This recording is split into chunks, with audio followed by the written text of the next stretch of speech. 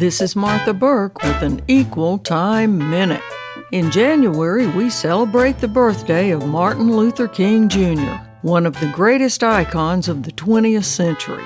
Known by all as the strongest advocate for equal rights for African Americans using nonviolence, King has become a giant in the history of the quest for civil liberty and social justice. He was a great man indeed, and he deserves our annual celebrations of respect. But few people know he wasn't the first crusader for equal rights who used nonviolent confrontation as a tool for change. We should also be celebrating the January birthday of another civil rights hero, one who preceded King by half a century. Men, both white and black, were granted the vote in 1870, but women were left out.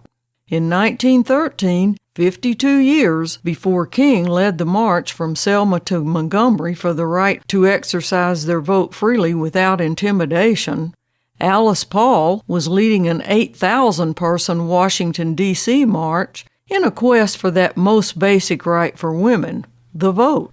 Credited with masterminding the tactics that finally got women the franchise in 1920, Paul was a pioneer in nonviolent political protest.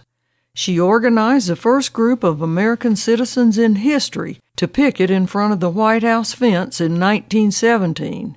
She was the first person to be jailed by the U.S. government for political protest, confined at Occoquan Workhouse, where she was put in a mental ward and force-fed. 3 years after women won the vote, Paul drafted the Equal Rights Amendment to the Constitution and campaigned for it until she died in 1977. The amendment never passed, and to this day, U.S. women do not have equal constitutional rights with men. It wouldn't be quite true to say Alice Paul has been lost to history, but she never got the credit she deserved for the change she made for women. So this month, when you tip your glass in honor of Martin Luther King's birthday, take a sip for Alice, too. Thanks for taking an Equal Time Minute. Follow me on Twitter @Martha Burk.